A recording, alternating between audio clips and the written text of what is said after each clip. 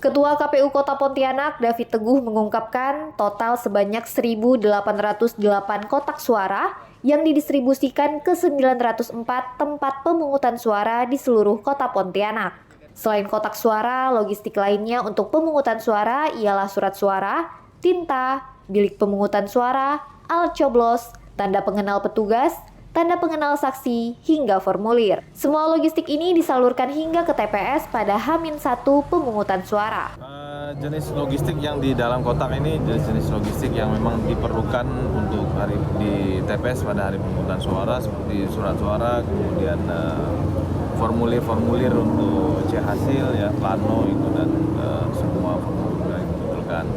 Nah, jumlah kotak ini sesuai dengan jumlah TPS dikali 2 karena ada 2 jenis pemilihan. Jadi tiap-tiap jenis pemilihan itu ada 904, ya, 904 kotak yang akan kita distribusikan nanti ke semua TPS yang ada di Kota Pontianak. Sementara itu, penjabat Wali Kota Pontianak, Edi Suryanto, mengapresiasi kerja keras seluruh pihak terkait, dalam hal ini KPU Kota Pontianak bersama Bawaslu Kota Pontianak, yang telah mempersiapkan berbagai hal untuk Pilkada 2024.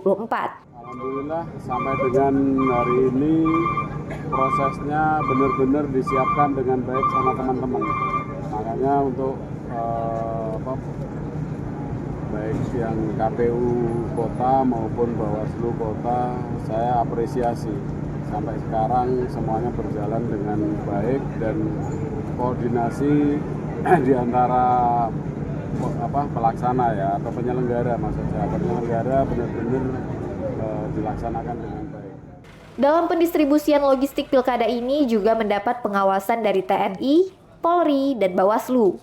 Komisioner Bawaslu Kota Pontianak, Isfian Syah, menerangkan bahwa pihaknya terus melakukan pengawasan sejak awal penyortiran dilakukan. Sejauh ini belum ada temuan di lapangan. Meski demikian, Bawaslu terus mengerahkan petugas hingga ke tingkat TPS dalam pelaksanaan pemilihan kepala daerah ini.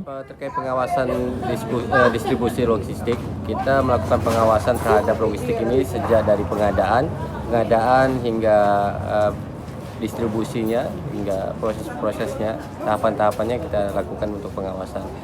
Baik dari segi penyortiran, dari pengepakan, dari pelipatan, hingga melakukan pengawasan terhadap jumlah kebutuhan terhadap TPS-TPS yang ada di Kota Pontianak. Bawaslu meminta kepada semua masyarakat untuk bersama-sama melakukan pengawasan hingga hari pemungutan suara selesai. Apabila menemukan pelanggaran, diminta untuk melaporkan kepada Bawaslu, baik di tingkat TPS, kelurahan, kecamatan, hingga kota. Muhammad Rokib dan Indri Rizkita melaporkan.